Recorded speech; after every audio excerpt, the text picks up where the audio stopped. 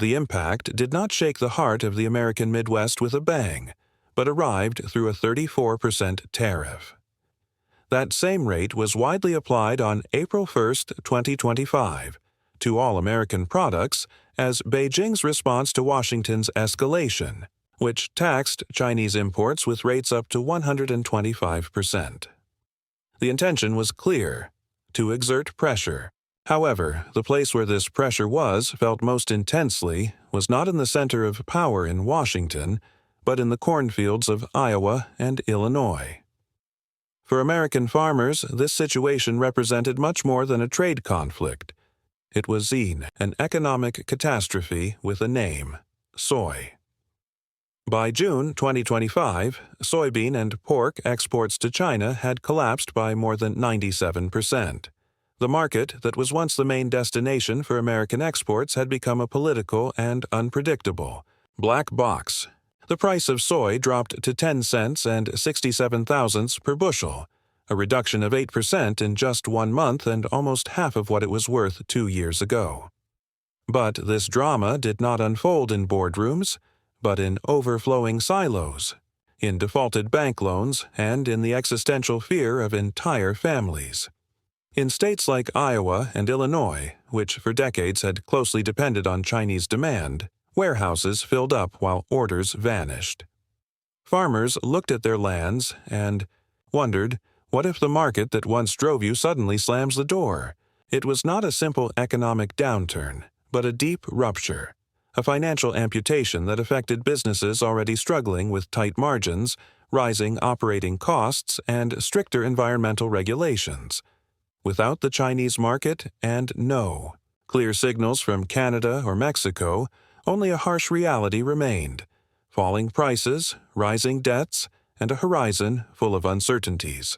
Farmers were forced to radically reconsider their business models or even abandon their activities entirely. In an industry where million-dollar investments are planned over decades and each harvest can mean survival or failure, everything suddenly collapsed. Credits, supply contracts, family successions. In America's agricultural pantries, an unsettling silence reigned. But that calm was not comforting. On the contrary, it was impregnated with a new and unknown fear. How much longer could they resist? What began as a tariff blow quickly turned into administrative strangulation, a clear example of bureaucracy used as a weapon. Beijing did not need to impose official bans on imports. It was enough to let the bureaucratic machines work slowly, silently, and with relentless rigor. Export licenses for American agricultural products were subjected to new evaluations. Security checks that used to last hours extended to days. Containers full of soy remained stuck for entire days at Chinese ports, while piles of paperwork accumulated, and responses were nowhere to be found. The message was as subtle as it was devastating. American products are no longer welcome.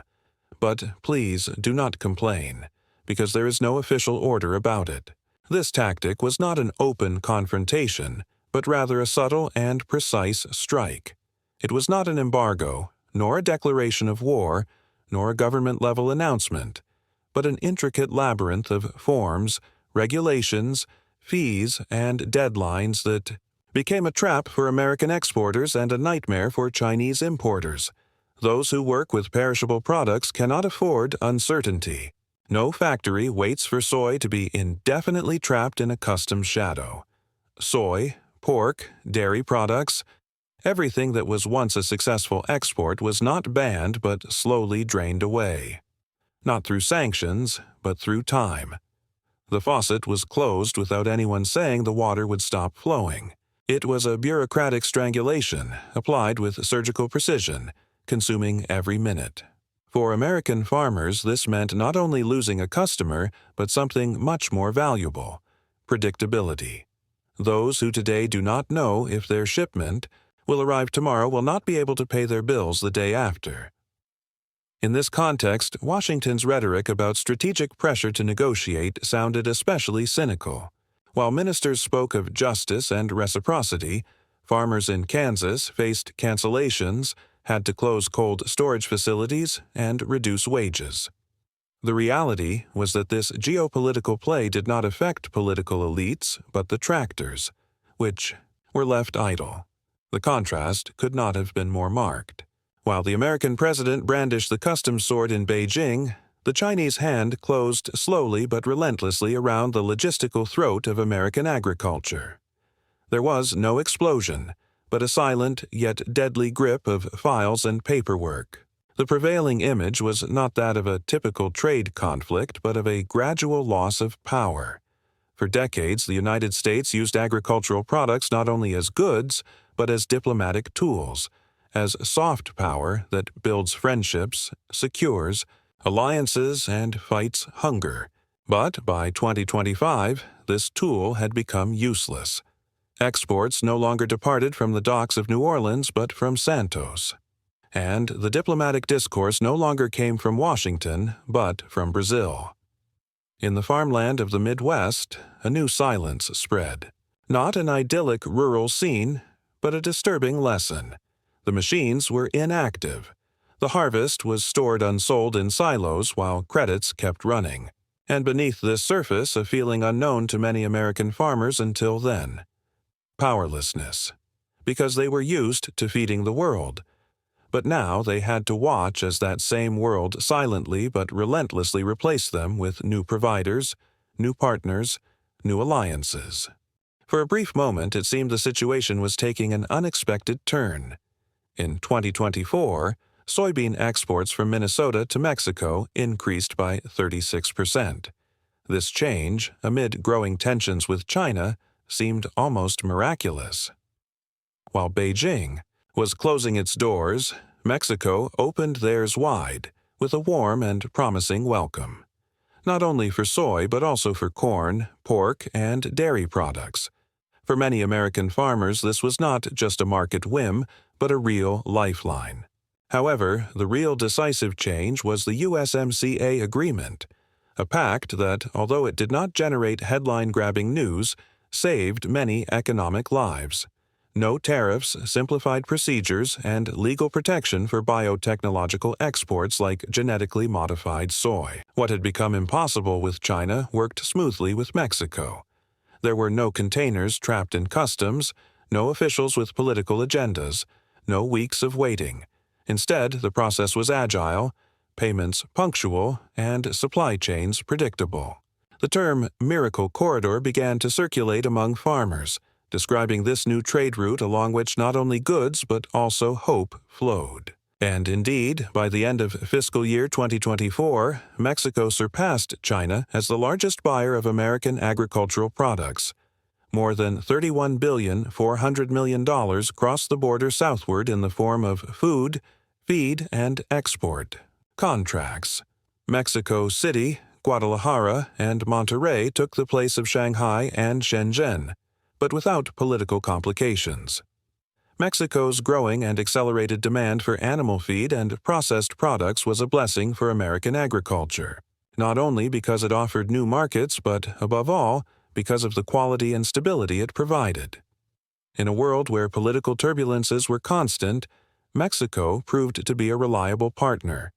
No threats on social media, no tariff hikes, just demand and, above all, punctual payments. Canada also joined this trend, albeit with less drama. Together, these two neighbors already represented more than 16% of all U.S. agricultural exports. Not because they were huge markets, but because they offered proximity, contractual security, and political calm. In a global economic year that seemed like a minefield, that was an incalculable advantage. The sense of relief in rural areas of the United States was palpable. Credits were paid, silos emptied, and the harvest was collected, this time with a clear target market in mind. Farmers breathed easy like they had not in a long time. But no one knew how long this window of opportunity would remain open. Because those who know American trade policy understand that stability is usually only a brief interlude between two crises. And so the inevitable happened. In the first quarter of the 2025, soybean exports to Mexico decreased by 16%, and to Canada by 3%. The cause was not a drop in demand, but a new source of uncertainty. Washington itself. The U.S. government had publicly considered the possibility of imposing new tariffs on Mexican products such as steel and dairy. For many, this seemed like history repeating itself, a new trade war, but this time with a direct neighbor. The impact was immediate. Mexican buyers froze contracts, deliveries stopped, and investments were paralyzed. What was once a stable and promising trade corridor began slowly turning into fragile and uncertain ground, just as many companies were barely starting to recover. At the same time, an old conflict resurfaced under a new guise.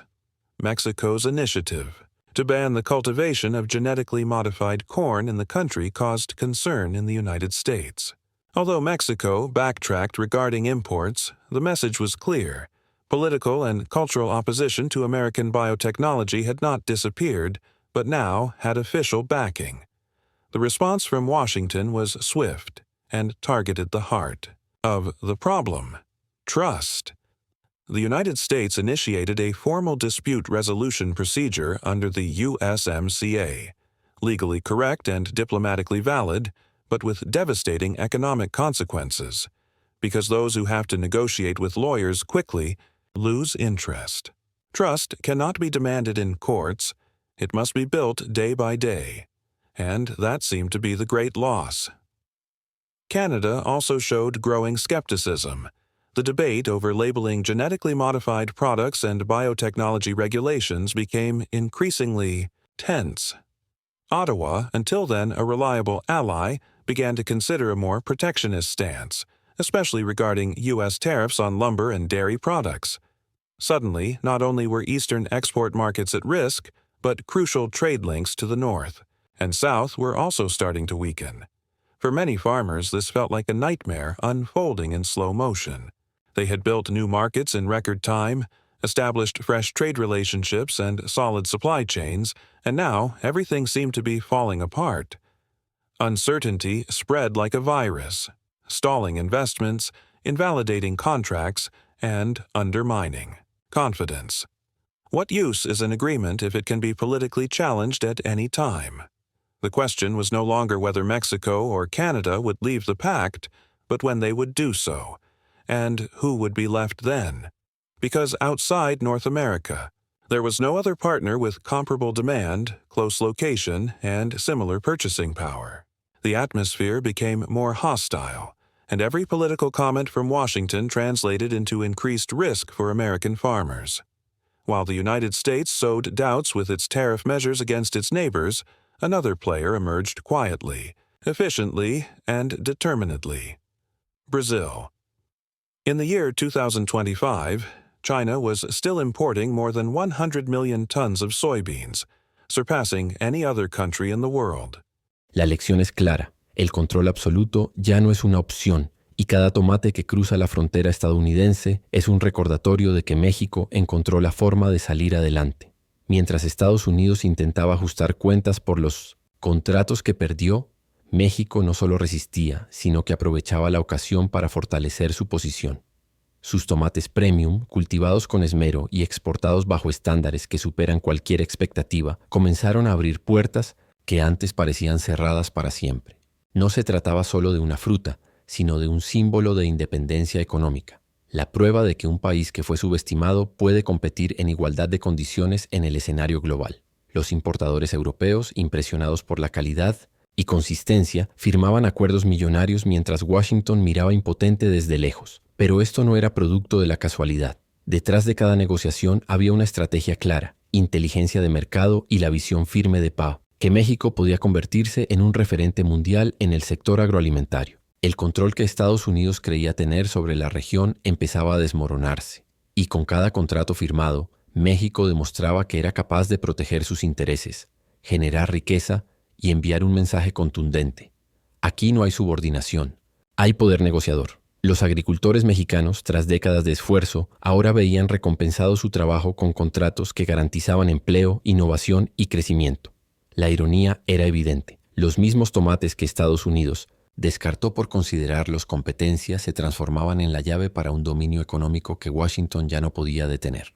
Mientras las exportaciones crecían, los líderes mexicanos entendían que esto no era solo comercio, sino una estrategia geopolítica. Cada camión, cada contenedor enviaba un mensaje silencioso pero poderoso. México gana, y esta vez lo hace, bajo sus propios términos. Las embajadas, los tratados y las negociaciones dejaron de ser simples formalidades para convertirse en un escenario donde la diplomacia y la economía se entrelazan, demostrando que incluso en sectores tradicionales, como la agricultura, la independencia nacional puede convertirse en una fuerza global. México no solo estaba ganando contratos, estaba redefiniendo su poder económico con cada cifra alcanzada.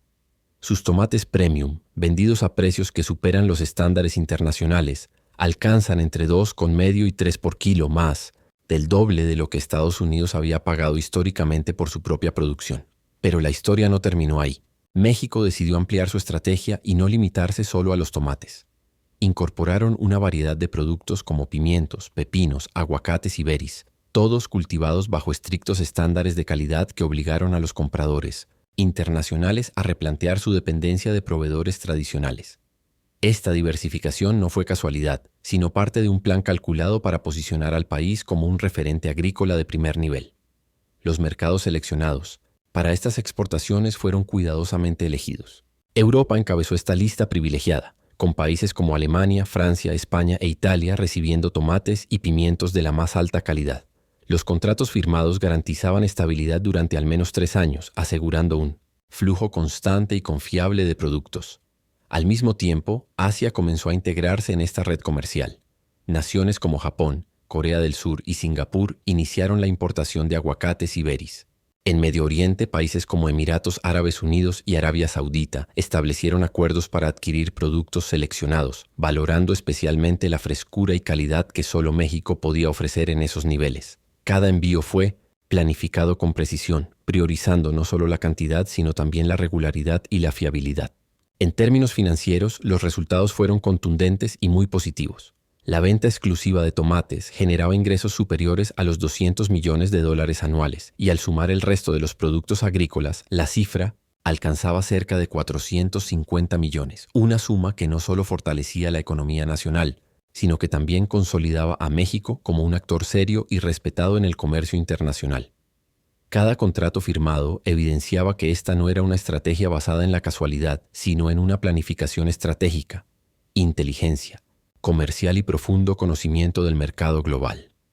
Mientras las cifras generaban riqueza, también incrementaban la influencia del país. Los compradores no solo adquirían productos, sino que establecían relaciones sólidas y duraderas con México, creando una red de dependencia positiva en la que ahora ellos debían adaptarse a los estándares y exigencias mexicanas. Este movimiento económico, reputacional y de poder enviaba un mensaje claro a todo el mundo. México no solo podía competir, sino que estaba en condiciones de liderar. Todo comenzó con la convicción de que sus productos, desde los tomates hasta los berries, merecían un lugar destacado y respetado en el mercado internacional. Los tomates mexicanos dejaron de ser un alimento común para convertirse en un activo estratégico. Cada kilo de estos ejemplares premium que salen de los invernaderos del norte y centro del país se cotiza hasta en 3 veces más en los mercados europeos, donde la demanda supera cualquier expectativa. Pero la diversificación no terminó ahí. Pimientos, pepinos, berries y aguacates conforman un portafolio sólido que posiciona a México como un proveedor confiable y altamente demandado en todos los continentes. Desde Alemania hasta Japón, los contratos se firmaban por millones de dólares y los pagos se realizaban por adelantado. Francia y España recibían envíos semanales de tomates y pimientos, mientras que Corea del Sur y Singapur aseguraban su suministro constante de berries. En Medio Oriente, los aguacates llegaban directamente desde estados como Jalisco y Michoacán. Cada embarque generaba ganancias que superaban los $400 millones anuales solo en productos frescos, sin contar los beneficios adicionales en transporte, logística y generación de empleo en zonas rurales. El impacto va más allá de lo económico. Tiene también un alcance geopolítico significativo. Actualmente son los supermercados y distribuidores internacionales quienes dependen de México para abastecerse, ajustando sus calendarios y precios al ritmo de las cosechas mexicanas. Un país que hace apenas unas décadas importaba gran parte de su tecnología agrícola. Ahora es quien dicta las condiciones en el comercio mundial. Mientras tanto, Estados Unidos observa cómo pierde terreno en el mercado, impotente frente a un rival que transformó su producción agrícola en una herramienta poderosa de influencia global.